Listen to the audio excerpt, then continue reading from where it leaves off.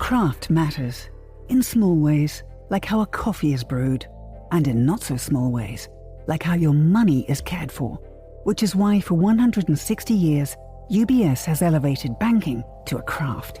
Tailoring unique strategies that combine human expertise with the latest technologies. All happening across 24 time zones and 12 key financial hubs. With you at the heart of it all. UBS. Advice is our craft.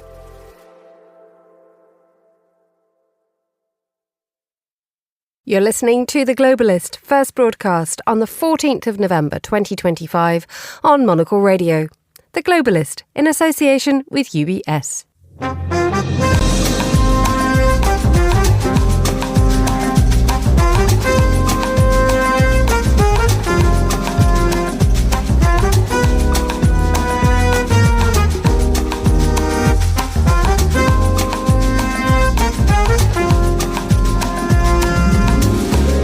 Live from London, this is The Globalist with me, Emma Nelson. A very warm welcome to today's programme. Coming up. We hit Switzerland very hard. We want Switzerland to remain successful, and we're going to be working on something to help Switzerland along. Swiss negotiators head to Washington to try to seal a deal on tariffs. How far will they get? And what will it take for Donald Trump to look more favourably on them?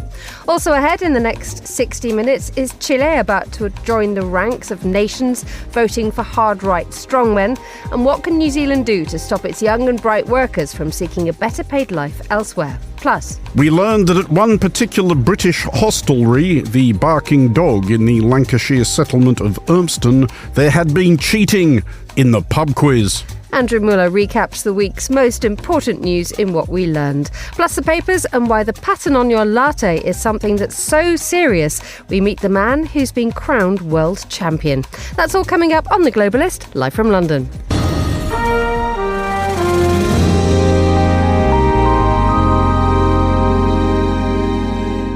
First, a quick look at what else is happening in today's news. China has summoned the Japanese ambassador over comments made by the Prime Minister about Taiwan. At least one person is reported to have been killed in large-scale Russian missile attacks on Kyiv and its surrounding areas overnight. And Canada's domestic spy agency says it stopped potentially lethal threats by Iran directed against people whom Tehran sees as enemies. Stay tuned to Monocle Radio throughout the day for more on these stories. But first, shares in Swiss watchmakers such as Swatch rose this week as the US president hinted that the US and Switzerland may be about to come to some agreement on tariffs. Earlier this year, Donald Trump imposed some of the toughest levies yet on Swiss imports, a punishing 39% on items which ordinarily do very good business in the US. Well, today Switzerland's economic minister is in Washington.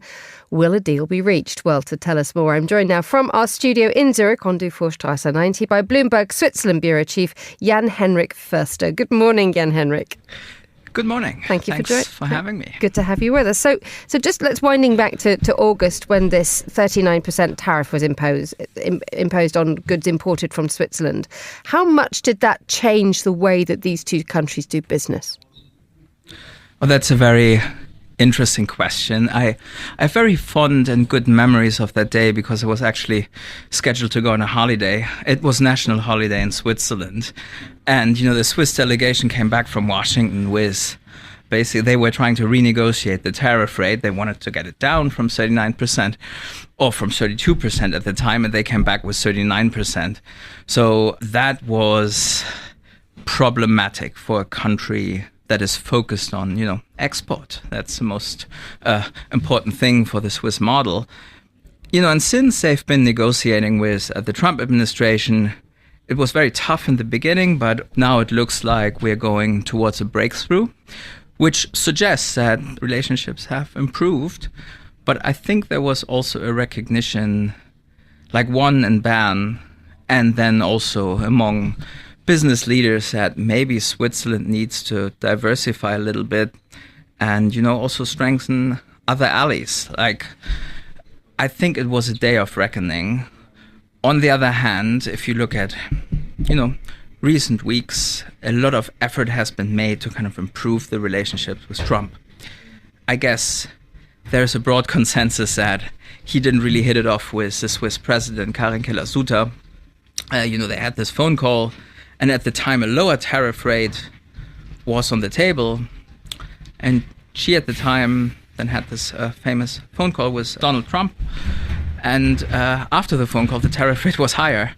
So, yeah, they didn't really hit it off. And since then, the Swiss tried kind of all, I guess, diplomatic channels and, involving business folks, business elite, which, they kind of played their own game there and went straight to the White House. And, since then, they kind of really mobilized all the diplomatic tricks to improve relationships. What have they done to try and improve relationships, given the fact that if you look at it from the outside, the Swiss are a very discreet, they have very discreet methods of going about their business, and arguably Donald Trump less so. I mean, yes, they are seen as discreet, and you're right, Donald Trump less so. I think they realized they weren't speaking the same language. But in terms of efforts, I mean, one is that probably, I guess, the negotiators changed. I think Karin Keller-Sutter sidestepped. She probably wouldn't admit it, but it went more towards kind of the economy, to the economic ministry. Yeah, in this case, Guy Parmelin, and also SECO chief Helena Atieda, HBA. She probably took over the negotiations, and then the other element was that some business people basically gathered and built this alliance going directly to Washington. That was different. We haven't really seen that yet. So one of the negotiators, they went straight to the White House. That was in recent weeks. Was, for instance, Partners Group founder Freddy Gantner. He is a private equity founder. He started Partners Group, one of the biggest PE firms in Europe, and also the Rolex CEO. So they kind of Richemont chairman Rupert. So that was different, right? You had a group of business executives getting involved in geopolitics and diplomatic efforts. There are also sticking points, though, when it comes to the way that Donald Trump approaches doing business with Switzerland, regardless as to how powerful the business world sends its sends its big guns over to Washington to try to do business. Donald Trump doesn't like the fact that Switzerland excels in gold and in pharmaceuticals, and these are huge, huge obstacles. How do we think that this is going to be organised and solved? And that was the thing, right? The surplus was a problem. Switzerland always loved the fact, punching above its weight. A country is small but very strong at exports. Of course, they have a trade surplus. And now they're going to balance out this now a little bit. But it's all a bit, it was a fig leaf debate to some degree. If you, for instance, look at gold, Switzerland doesn't really have a gold industry, right? We talk about gold refining, 1,000 people in Ticino, and maybe a few other areas. That's not a lot of economic output. But because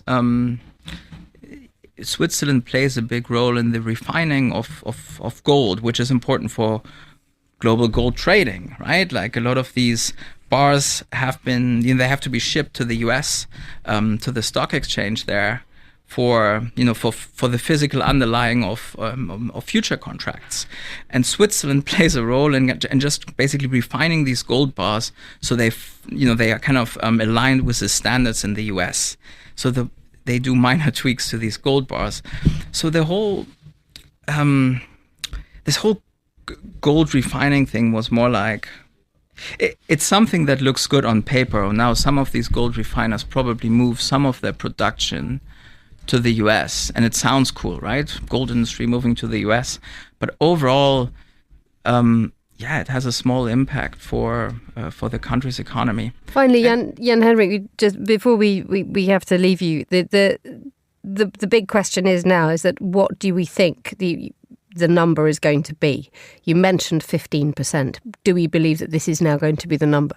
I hope I can say it with certainty because we had put a story out on it. It's probably going towards that direction. 15%.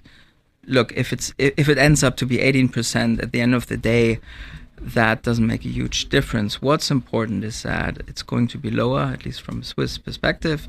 And yesterday Trump came also out, or the White House came out and saying, look, these negotiations with Switzerland going into a good direction. And I think for now the tone is positive throughout, and I expect to see a deal within, I guess, the next 72 hours. And it probably should be good for the Swiss. A huge diplomatic win. A huge success. Jan-Henrik Förster joining us from Dufourstrasse 90 in Zurich. Thank you so much for joining us on The Globalist.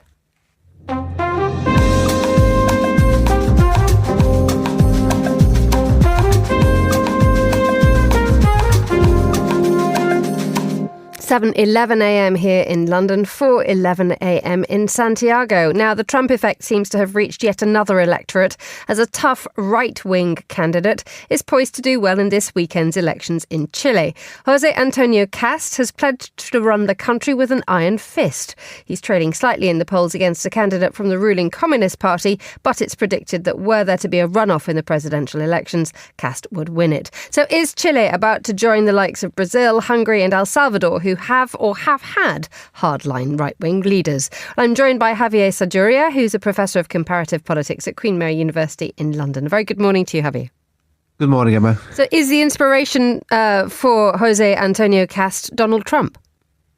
Not really. If I would have to classify a Cast within the ecosystem of the far right, I would definitely classify him as a more European model. I mean, it's closer to Orban than Trump in that way, or closer to the things we've seen in Spain, for example, with Abascal and the Vox Party, or Le Pen in the case of France. So it's a more, I would say, it's not moderate in his ideas, but definitely is moderate in his style. He's not as strident or kind of, I don't know, the things that Trump has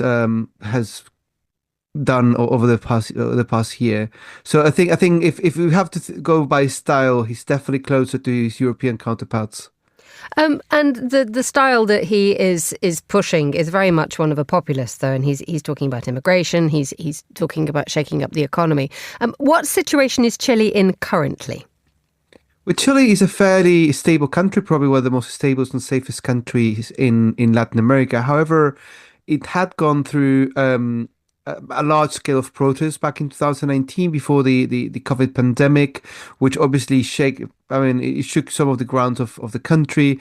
And also Chile, alongside many of the other countries in South America, has gone through a large wave of immigration, particularly from Venezuela. So for listeners who don't really know this, Venezuelans have fled the country in huge numbers in the past few years, and a significant proportion of them have ended in Chile because of the country's stability. Now, for overall numbers, Chile is not necessarily the country has received the largest number of refugees from Venezuela, but this is a middle-sized country with roughly 20 million people, and has gone from 2% of people being immigrants in the country at the beginning of 2010 to almost 10% right now in the span of 7-8 years. And I think that is probably one of the main drivers of the success of the far right at the moment in the country. And explain to us a little bit about the fact that the current situation in terms of the politics. It is it has a far left leading government at the moment. How would Chile change if it went from far left to far right? Well, I mean, I wouldn't classify it as far left because it's a quite a broad coalition. As you mentioned, the current candidate on that side comes from the Communist Party, but the current president doesn't come from the Communist Party. And the coalition that he rules in goes all the way from what we usually call the Social Democrats to more like far left. So it's a very broad left coalition that won in a runoff election against José Antonio Cast 4 years ago. It will be a big change, a big shift, but one of the interesting things that we need to understand is that because of this particular process that happened in 2019 and the increasing levels of immigration, Boric is the current president, has been much more moderate than people would expect it. So one of the key examples is that his legislative record in the Congress has been around increasing regulation and increasing penalties for crime and to reduce levels of immigration. So if I were to classify the way he has governed throughout this past 4 years, it's been closer to a more moderate appeal. Obviously, he started in a different way. His initial position was much more to the left, but he's moved closer to the center throughout his government. So it will be a big shift to the right, particularly on issues of crime and immigration, but also on most social issues, right? CAS has a long tradition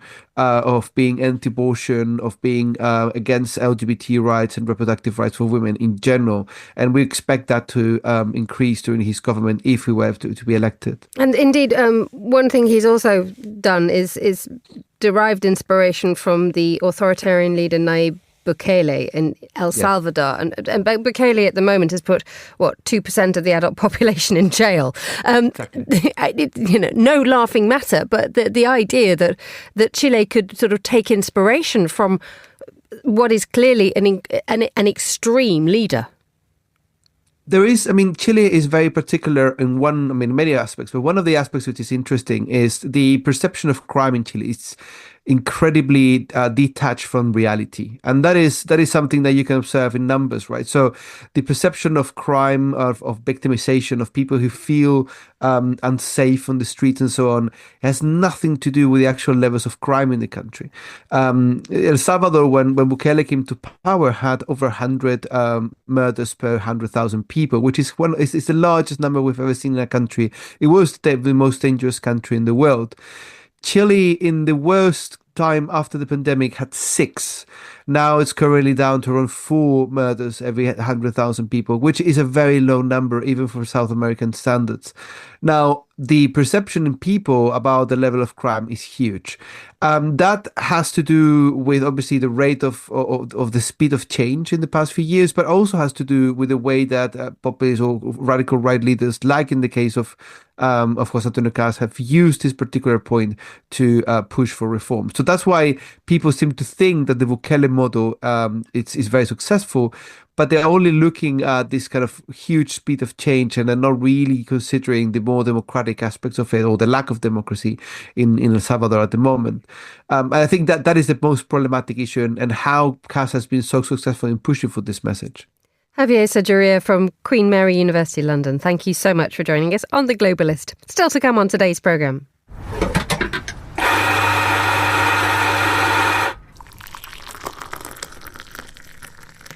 A welcome sound if you like your coffee. We'll find out why making a cup of coffee, or more specifically using the milk to decorate it, is such a highly specialised skill. We'll be hearing from the world champion. Stay with us. Craft is a matter of perspective, a unique outlook, an obsessive attention to detail. With UBS's Chief Investment Office House View, we're focused on identifying the latest investment opportunities and market risks to help you achieve your financial goals, so you get the big picture broken down into thought-provoking insights. Delivered daily and curated by over 200 globally connected, locally active analysts. UBS. Banking is our craft.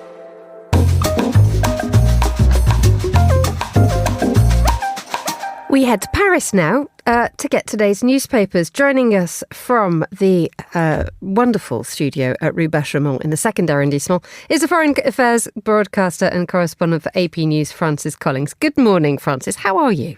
I'm very well, I have to say. It's a very nice morning. There's something quite romantic when it's drizzling with rain in Paris on a morning like this. Every street seems to look like a painting. Wonderful. I believe you. I'd trudge through the drizzle in London. A little less lovely, but thank you for brightening our day at least. What have you spotted in the press? Well, there's been a lot of coverage, obviously, of the 10-year anniversary of the attacks on Paris, on the Bataclan, and on the various cafes around town that night, which obviously shocked everybody so much. France does do these things very well when it comes to commemorations and celebrations. So we had some very poignant coverage dotted around the city yesterday at the Stade de France, because you may recall that was the start of the attacks when a bomb went off when France were playing a football game in the north of Paris against Germany. So President Macron was there laying a wreath. He was also joined by François Hollande, who was the president at the time, of course. Then there were various commemorations at Place de République and on some of the terraces, the outdoor cafes where these horrific attacks were enacted, and including, of course, the Bataclan. And then it culminated in a tremendously moving ceremony at Place Saint-Gervais, which is near the Hôtel de Ville, not far from the Louvre, on the banks of the Seine, which is going to be a garden that they're going to be creating. They more or less have created it now, which is going to be a permanent memorial. So we had, for example, Jesse Hughes from the band The Eagles of Death Metal, who you may recall were on the stage at the Bataclan that night. He was singing You'll Never Walk Alone. Jarvis Cocker, lead singer of Pulp, who lives in Paris, he's got his own composition. He sang that. All the names of the victims were read out with pictures projected onto the church at Saint-Gervais. So it really was incredibly moving. And most of the press has been concerned with that, with the build up to that, with interviews with, for example, with Francois Hollande, who described terrorism as a slow poison, where the effects are felt many years after. And I think what we saw was certainly proof of that. It's interesting you mentioned Francois Hollande and terrorism, because just glancing through the papers this morning, if you go to Le Figaro, among all the pictures of people laying wreaths and, people who are genuinely still deeply, deeply feeling what happened 10 years ago. There's a poll that suggests that 70%, 7 out of 10 French people don't trust the government's ability to contain the threat from terrorism. And this is up from what happened 10 years ago, when 50%, 5 out of 10 people. And the article is suggesting that the idea of terrorism and the perceived inability for the government to deal with it has been fed or is feeding very strongly into a political narrative, which is something that the far right have been talking about for a long time.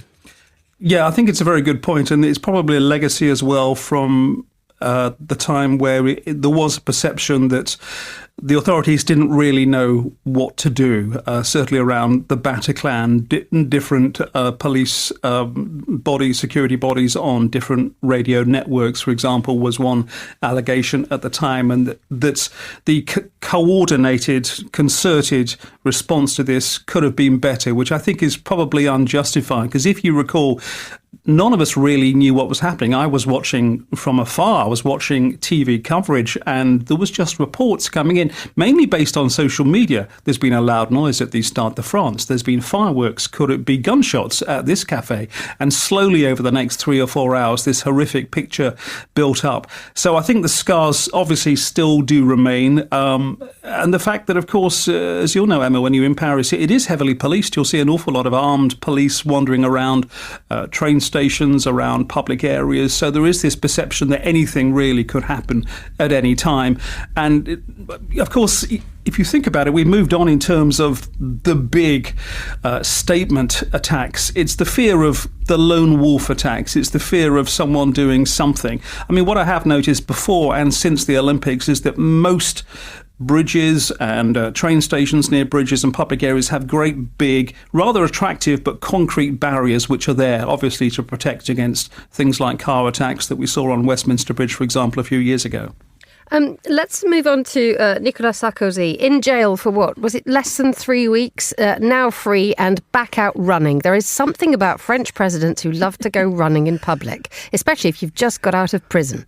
Well, he does have a level of popularity. He likes to pop up everywhere. He kept his head down while the trial was going on, obviously. I lose track of how many trials he's had. I mean, they seem to come and go. And, of course, we have an appeal pending in the latest trial, which is the allegations regarding funding from the former Libyan leader, Muammar Gaddafi. But he does pop up in restaurants around the 16th arrondissement where he lives, and, yes, went out jogging. And I was quite amused to see the videos of this, because I used to live just close to there. And on 3 separate occasions, Sarkozy came jogging up my street, on the other side of the road. By the 3rd occasion, I was almost tempted to say, Bonjour, Nicolas, because he was a regular jogger. But he had at the time 3 or 4 very tall, very fluid, looked like French legionnaires cruising alongside him as he headed off to the Bois de Boulogne, the big park, to have his constitutional. Well, he's back doing that. I've noticed his security guards are not quite as big and as fluid as they once were, but even so, He's been there. He comes out of restaurants with Carla, his wife, waves to the crowd, lots of bonjour. There is a level of popularity, and of course, he believes that he shouldn't be in jail at all, and that he certainly shouldn't have been jailed pending an appeal in this latest trial of his. What about his detractors, who might suggest that although he's out of prison, he is appealing his conviction and indeed his sentence, but as it stands, he is still someone who has committed more than one crime and has been sentenced, and yet that sort of that light touch of putting on your running shoes and heading out, suggests a sort of how well does it go down? Well, it really does depend on which parts of the media like him and which don't. Bearing in mind, of course, he still has quite a bit of influence. He was visited in jail by Gérald Darmanin, the Interior Minister. And interestingly, one of the conditions of being released pending his appeal was that he was to have no contact with the Interior Ministry or any officials from the Interior Ministry, which was almost a direct rebuke from the judge saying, we don't think it's appropriate that you're having visits from high-powered cabinet ministers. He's known to be close to Emmanuel Macron, supposedly an advisor, has, before going to jail, visited him at the Élysée Palace. So he's an interesting character. Obviously, I think his days in power are beyond him. You never really know. But is this the sort of country that welcomes a comeback? I think he would like to think so, but I think the country has clearly moved on. A quick look at a final story, Francis. What's caught your eye? We could either go to Japan or to Turkey. Turkey is my former stamping ground, as you know, so we can have a chat about Turkey. Right, let's talk about the mayor of Istanbul, Ekrem İmamoğlu, now facing 2,000 years in prison if convicted. Yeah, we spoke about this a few months ago. I think it was March when you were here, when he was arrested. Very popular guy, elected mayor of Istanbul. The problem in Turkey for President Recep Tayyip Erdogan is that they have elections, and in the cities at least, he doesn't tend to prevail. When I was living in Istanbul, they had the previous mayoral election, which was lost by Erdogan's party, so he declared that they had to rerun the election, and they lost even more heavily. And then that was backed up by the election of Ekrem İmamoğlu. He's seen as a potential candidate in the next elections in 2 or 3 years' time, the next presidential elections. There is a tradition we've discussed before of locking up opponents if you can manage to do that. The initial gambit with this was that they said he didn't have a degree, which you need apparently to run for political office in Turkey. Now it's been cranked up, as you say, with a 4,000-page indictment, all these separate offences, potential sentence of 2,430 years.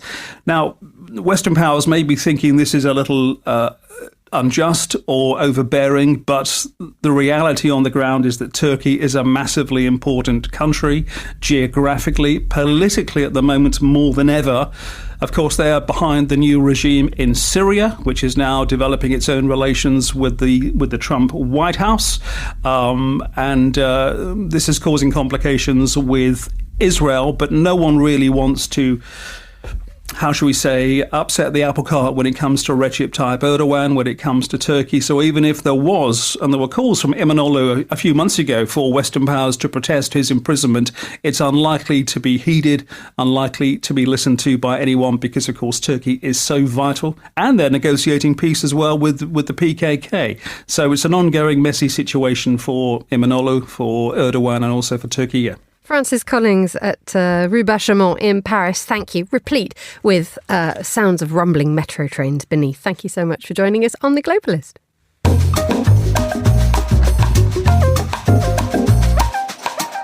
A quick look now at some of the other stories we're following today. China has summoned the Japanese ambassador over comments made by the Prime Minister about Taiwan.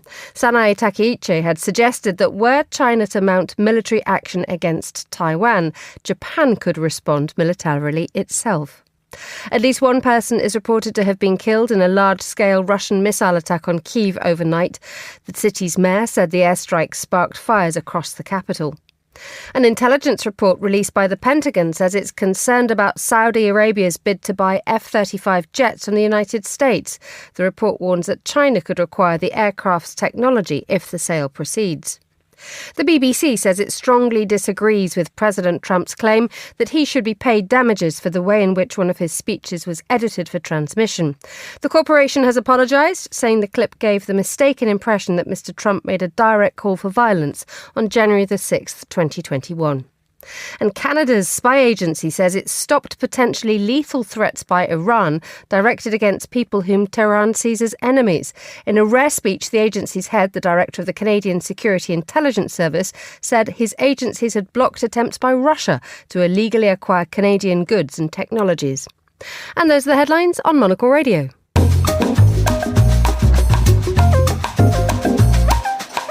It's 20:31 in Auckland, 7:31 a.m. here in London. Now, for some time now, there have been reports of New Zealand's young and talented simply upping sticks and leaving. They're not going very far either. A lot of jobs pay twice as much in Australia.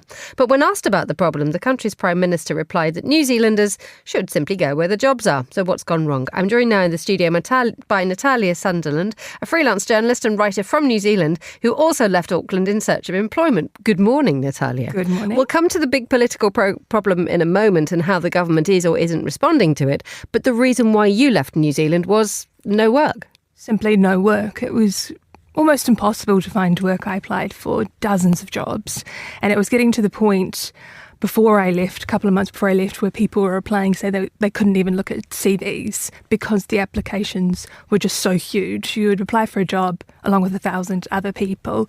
It was so hard to just even get seen. So for me, I'm fortunate. I'm a British citizen through my father. So I thought, why not come to the UK? If not to find work, at least to do a little bit of travel in the meantime while New Zealand was going through the state it's in at the moment, and then hopefully in a couple of years' time maybe return home to find work. That is looking like it might be a slightly longer plan with the latest news out in New Zealand, especially with unemployment figures. Oh, we're very grateful that you made that journey. Thank you for coming over and living in the UK. What's gone wrong in New Zealand, though? I mean, you've talked about a lack of jobs there, but the problem that everyone seems to be focusing on is that there are jobs, but they're just not paid properly. Yeah, well, it's twofold. So there are no jobs, and there is a slowdown in the rise of salaries as well. The latest figures out for salary increases is slowed down to 2.1% from 2.4%. So if you are in a job and you're lucky enough to have one that is secure, the likelihood of you getting a pay rise is very, very slim. Whereas in Australia, which New Zealanders have the right to go work in and become residents, and the wages are so much higher, as you've also pointed out this morning, it's double. So why wouldn't you go to Australia if you could earn much more money? The thing too is that New Zealand, the cost of living is extreme at the moment. People are struggling to get by on six figures. If you're struggling to pay your mortgage when you're on a salary of that much, and also buy your groceries, the sentiment to stay is low when you can see people in Australia doing much, much better. You've got family members over there who are earning much, much more than you and not spending as much on their groceries. So in terms of the way that they're trying to fix this problem, the Prime Minister of New Zealand has said New Zealanders should just go where the work is. That perhaps suggests an admission of defeat already. It is, but it's also like a political line that they're taking. They're trying to be the parent that is going to tell you the hard, cold truths of reality. And for them, they're going with the line that the economy isn't doing well. They're admitting that, but they're working hard to try and get that on track. That's going to take time, so they are being realistic. Also, in New Zealand, there's that culture of going overseas for a couple of years, doing the OE. Australia also does this as well, where you can go to London, you can work for maybe a bigger financial company that you don't have in New Zealand. That's seen as brain gain once you come back, because obviously you can't stay for more than 3 years in the UK. So you are going to eventually come home. So they see that as an advantage. New Zealanders going overseas, learning what they can from bigger corporations and then bringing that back to New Zealand. So they're kind of going with that line at the moment. Yes, go with the jobs are. Most people go overseas for a couple of years in their 20s, but they will come back. What can the government do to try to fix this, though? Because if the market is stuck and jobs are stuck, there will require something quite radical from Mr. Luxon and his cohorts. Yeah, I think there is a lot of I suppose, sentiment around that there isn't a lot to do, but there also is no working on solutions for the economy. There's no plans for how they can bring industry into New Zealand. There's a lot of cutbacks. There's a lot of cutbacks, especially with government. They're wanting it to be lean, but being lean means that the government is a lot smaller and there's a lot more people on the market.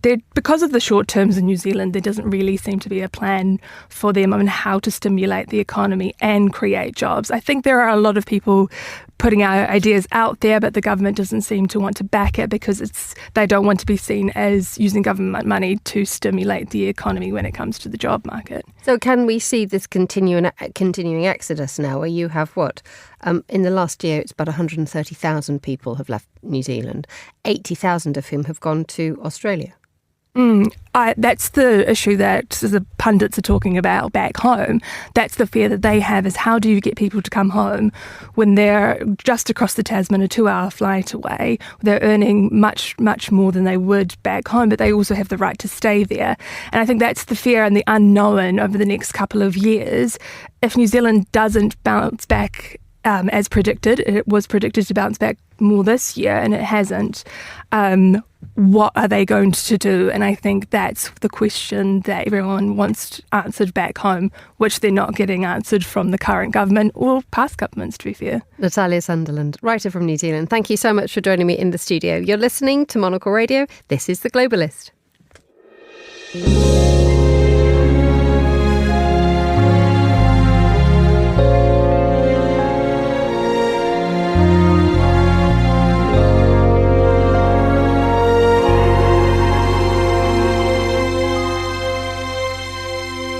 It's Friday, so it's time for Andrew Muller's weekly news roundup. This is what we learned. We learned this week of a new depth of human depravity. We learned that at one particular British hostelry, the Barking Dog in the Lancashire settlement of Urbanism, there had been cheating in the pub quiz. We learned that one particular team had been rumbled whispering the questions into their smartwatches and presumably having the answers whispered back to them. So we learned that there is some accurate information on the internet. But we have never learned and or understood why anybody would engage in such shenanigans. For the benefit of overseas listeners who may never have participated in a British pub quiz, they are principally means by which middle-aged men named Malcolm and Keith may get out of the house every so often and extract some use from their knowledge of English Civil War battles and Test cricket batting averages, and the prizes on offer rarely amount to more than a round of drinks or a percentage of the entrance fees, which rarely pays for a round of drinks. We learned, however, that the meagreness of the stakes proved insufficient to deter at least one cabal of unprincipled rapscallions who were rather spoiling everyone's fun and consequently driving away custom by winning every week. Boo! Speak for England, Fernando. We learned, however, and much to our incomprehension, that while the pub has banned the ne'er-do-wells concerned from the quiz, they have been informed that they are still welcome as patrons, whereas in a truly civilised country they would simply be flogged with a knotted rope, as all reasonable people can agree. But sticking with the subject of unscrupulous chances awarding themselves prizes to which they are very debatably entitled, we learned that the Trumps may have cause to move some of those weird fake gold trophies off the sagging Oval Office mantelpiece. We learned that Lieutenant Colonel Melania Knauss of the GRU... First Lady Melania Trump of the United States was to be ennobled with a definitely very real and genuinely meaningful award from a rigorously impartial arbiter of virtue, i.e. Fox News. Tonight, our patriot of the year is someone who perfectly exemplifies that kind of quiet courage that makes this country so great. She didn't ask for or expect this award or any award. She doesn't ask for recognition. People in her line of work generally don't. It's why they wear those trench coats and sunglasses and observe hotel lobbies through eye holes cut out of the newspaper. But we learned that Lieutenant Colonel Naus's... Mrs. Trump's husband was also shortly to receive at least a morsel of the acclaim he is clearly overdue, for we learned that he was the bookmaker's favourite to receive another absolutely authentic and profoundly significant honour, which is absolutely not risible, desperate horseshit confected out of thin air in an obvious and indeed oleaginous attempt to retain his favour. World Football's governing body, FIFA, is to create an annual peace prize which will be awarded for the first time next month in Washington, D.C. Now, the organisation's president, Gianni Infantino, said the FIFA Peace Prize will recognise exceptional actions for peace. He refused to reveal who would receive the honour at the World Cup draw on December the 5th. And we, for one whimsical news monologue, look greatly forward to the president's simulations of humble surprise when he is presented with what will doubtless be an understated and tasteful trophy which will in no way resemble Saddam Hussein's toilet brush. But we learn, nevertheless, that sinister forces remained intent on conniving against this prince among men by cruelly releasing in this yet another of his many hours of triumph a tranche of irrelevant old emails, clearly attempting to imply that there could possibly be anything even inappropriate, never mind remotely scandalous, in a friendship between the President of the United States and a convicted sex trafficker who was shopping him to the Russians. Democrats on the House Oversight Committee, minutes ago, literally, releasing emails that they say were written by Jeffrey Epstein that explicitly, specifically mentioned Donald Trump by name and in context that we really haven't heard before. But we learned that there was an entirely innocent explanation for all of this. These emails prove absolutely nothing other than the fact that President Trump did nothing wrong. And that the president was holding urgent meetings with Republican congressfolk just so they could all enjoy a moment of amiable agreement upon how altogether innocent he is. Why are White House officials then meeting with Representative Boebert in an effort to try and get her to not sign this petition calling for the release of the files? Doesn't it show transparency that members of the Trump administration are willing to brief members of Congress whenever they please? A reminder that in such a context, the word brief is often a euphemism for dangle them by their ankles from an upstairs window until they come around to the boss's way of thinking. However, and at least as of this broadcast, it does appear the case that we might have learned either that hitherto loyal headbangers of the caliber of Congresswomen Marjorie Taylor Greene and Lauren Boebert have more solid moral cause than might have been previously suspected, or that they perceive first mover advantage to being among the earlier rats off the sinking ship. But on further review of the documents, we have surely learned that they are making a misjudgment as grave as it is foolish, as one email sent by Jeffrey Epstein on March 24, 2018 says of the president, and we quote, "He feels alone and is nuts. I told everyone from day one. Evil beyond belief. Mad. And most thought I was speaking metaphorically. It's obvious he could crack. Lies after lies after lies." And does that really sound at all, even a bit, like Donald John Trump? Well, does it? For Monocle Radio, I'm Andrew Miller. Thank you, Andrew. You're listening to The Globalist. IQ, EQ, and AI. 3 components key to the craft of innovation at UBS.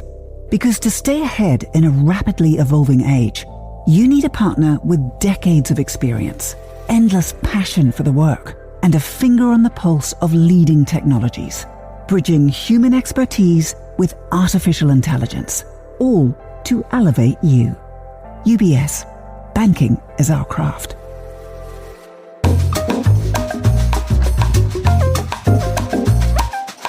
(16:44) in Tokyo, which is where we head now for the latest news from Japan. Our bureau chief and senior Asia editor, Fiona Wilson, is there. Good afternoon, Fiona. How are things? Very good. Yes, very nice. We're just moving into autumn here, so we're going to that time of year when everything looks lovely and autumnal. Very nice. Gorgeous. How lovely and soothing. What's nothing soothing, though, in terms of what's happening between China and Japan? We now have the ambassador being called in China, don't we? Yes, well, you know, this is this story's been going on for a couple of centuries, hasn't it? I mean, so yeah, the latest round of the China-Japan, they're constantly sort of exchanging insults. And the latest one is that the Prime Minister, Sanai Takaichi, was asked last Friday in Parliament, what would the scenario be relating to Taiwan where Japan might respond with force? And the Prime Minister said, well, if China invaded Taiwan, we would have to respond. Now, this is very, very sensitive because, as you know, Japan has this pacifist constitution. It doesn't have an aggressive military force. It's strictly defensive. But in 2015, Shinzo Abe, who was then Prime Minister, introduced this concept of collective self-defense, which meant that if a country close to Japan was attacked, which threatened Japan or Japanese nationals, then Japan would have to come to that country's aid. So she was asked about how that related to Taiwan. She mentioned China invading Taiwan, and with predictable results, anger all round, rage from the foreign minister in China. The consul general in Osaka, the Chinese consul general, made an extraordinary remark on social media where he sort of talked about chopping the heads off dirty politicians, which clearly referred to Takaichi. So it's been very, very ugly. And I think she's learnt her own lesson. She said, that she thought she was just kind of sticking to the current line of Japanese policy, but clearly she shouldn't be referring to specific situations. And she has learnt that Japan and the US have this very this tightrope called strategic ambiguity, where it comes to exactly how they would defend Taiwan, and that's the way everyone wants to keep it. Let's talk about Prime Minister Takaichi, a woman who's clearly learning geopolitics as hard and fast. But this is a woman who has, in the last couple of days, said she only needs 2 hours sleep. Not great for the skin, though. She's admitted. Yeah, I did like that little comment that she felt her skin was suffering. I mean, she said, look, 2 hours, 4 hours on a good night, 4 hours maximum. I don't think she's recommending it for anyone else, but I don't know, when she became Prime Minister, this was only last month, and she's had quite a month, she's been travelling around Asia. She's had to host Donald Trump. I mean, it's been a brutal start by any standards. So she probably hasn't had that much time to sleep. But when she became Prime Minister, she said, for me, forget work-life balance. I'm just going to work really hard. And I think some people were very enthusiastic about that. And they said, look, if you want to work hard, go ahead. But I think the work-life balance it's a very sensitive issue in Japan, which is famous for karoshi, which is death through overwork. So I think that's another very, very tricky subject. But luckily, Japanese employees are protected by pretty strict labour laws here. So nobody else will be forced to sleep 2 hours a night. Unless you are a member of her team, because by all accounts, she summoned aides to her office for a meeting at 3:00 in the morning to prepare for a budget committee hearing. That sounds totally reasonable, Emma, doesn't it? Yes, absolutely. No, I think that there was a slight sort of caveat to her saying, for me, the work-life balance is out the window. She then basically said everyone around her would be in a similar situation. So, yes, I'm not sure how how far that circle goes. But, yeah, I think the people around her, no, she's famous for working very hard. She's famous for going to meetings, following up with relentless questions. Yeah, she's an absolute workhorse, and that's her reputation. She's living up to it. Let's talk about another sort of stalwart of Japanese working life, which is a penguin, a small emblem of the ability for Japanese individuals to get about from A to B to get to work, is being retired.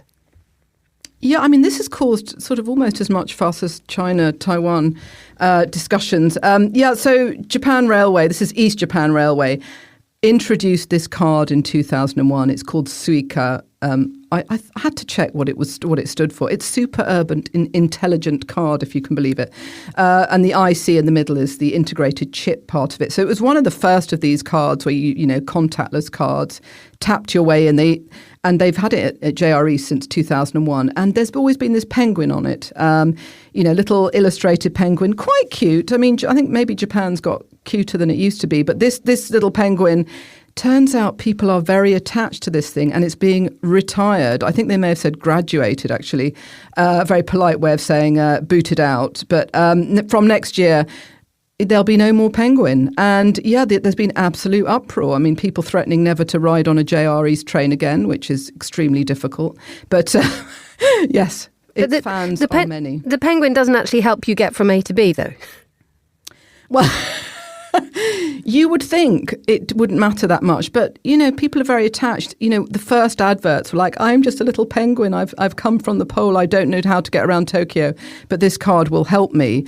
And there's even a statue of this thing next to Shinjuku Station. There's a little Suica penguin square with a statue of it. Some people compared it to a sort of Soviet-style disappearance, that they were worried that the statue would be quietly removed, along with every other aspect of the penguin. But I did notice, there's an awful lot of merch. You won't be surprised to hear this is Japan. There's a lot of merchandise connected to this penguin.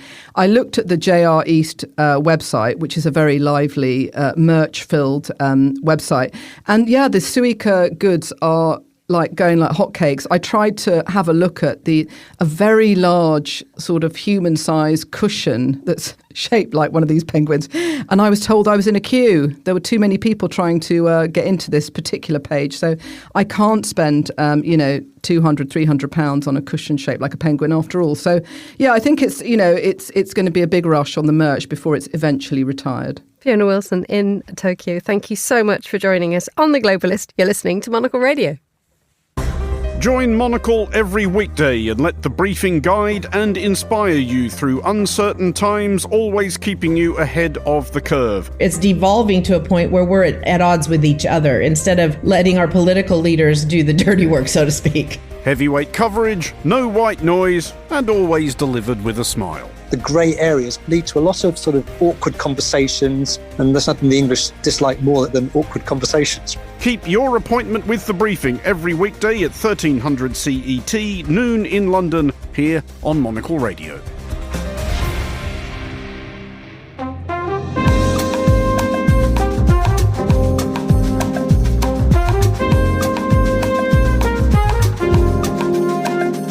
We head back to our Zurich studio to Dufourstrasse 90 to hear about coffee, finally, to conclude the programme. You might have heard coffee being made in the background. It is a common thing at Dufourstrasse 90. It's a nice open place. And I think, as we have all discussed in the last few years, a cup of coffee has long ceased to be a simple affair. And the artwork on the top of your flat white or latte has now become an enormously important thing in itself. It's become such a highly prized skill to do it, though, that the World Championships are held, and this year's winner happens to be based in Zurich. So let's hear now from Miran Rassiti. He's the Latte Art Grading System World Championship winner and barista in a cafe in Zurich. Good morning, Miran. Good morning, everyone. It's good to have you with us.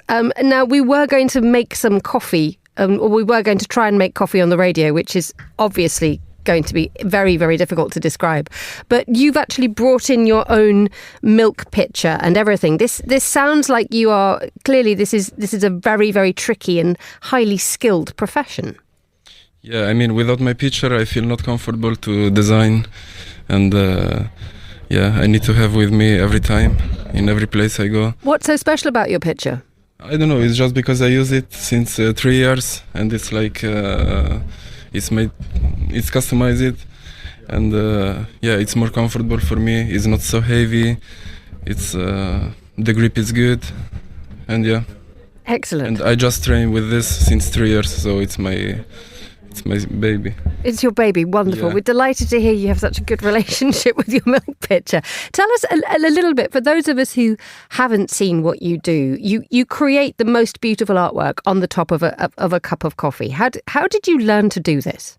I started work as barista since I was 16 years old. So I started with my first coffees, my first steaming.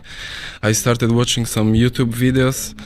And after a few years, I started my own courses in Milan, in Italy, with a professional barista. And they introduced me in this special world of latte art. And when was it that you realised that you were actually really rather good at it? I realized, after some years, I just discovered my talent. After 3 years, I started just was my first job, and I understood I can do something when the owner of the first cafe was working. He saw the talent and the passion in me, and he pushed me a little bit to start with courses, with practicing, and then since I started, I cannot stop. So you were in Milan and you won one of the categories for designing beautiful shapes on coffee. What was it that you designed that was so good? The 4 Rosettas leaves online, because for every category we had a pattern to do, a design, and in my category we had the 4 Rosettas online, which was the most difficult one, but I trained so much for that, and after was the easiest one for me. Now this is radio, so you're actually going to have to describe what that looks like for us. So tell us what it looks like. I mean, 4 Rosettas are like leaves on coffee, and I need to do 4 in row with 8 elements each one. It's a little bit difficult to explain it. I cannot show you now, but we'll just have to use our imagination. It's perfect. What are the most difficult shapes to make? I mean, usually I like to do the fantasy pattern, and for me, like the unicorn or the seahorse are the most difficult one, because you have to use the tri-foam in the end of your latte art, and you have to mix a lot of technique, and it's really hard.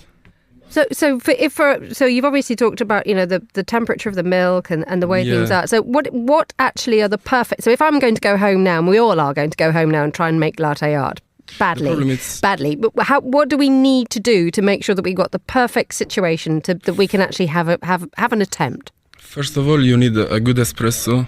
Like, without a good espresso, without the good crema, you cannot design. Then after, you have to steam properly your milk. Like, it depends which kind of design you are doing. For the most high level of design, you need to steam your milk not over 35 degrees or 40 degrees, which is not good for the service. But in general, over 65 degrees, it's enough. So you need to steam your milk not for so long time. It should be elastic, should be not so foamy, and you should use before 15 or 20 seconds. So, thank you for that. At the same time. We will remember all that. Finally, you won in the black category, which is expert. There is one above that, isn't there, which is gold. What do you do to beat them? Very quickly. The gold one is is the last one. Just 15 baristas in the world has this category, and it's really hard because you have to use a bigger cup.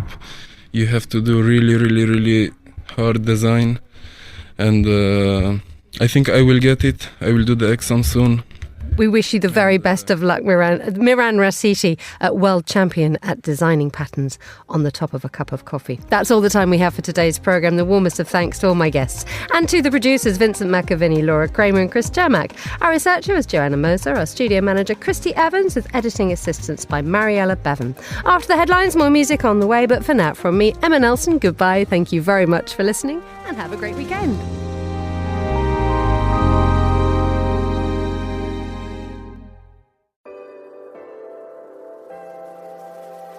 With UBS, you have a truly global partner, incorporating new technologies, innovative approaches, and unexpected opportunities, leading you to insights that help answer the questions that matter, delivered with passion, care, and unmatched expertise. Because it's about rising with the dawn each day, knowing that we can do even better. That's what banking is to us. Not just work, but a craft. UBS. Advice is our craft.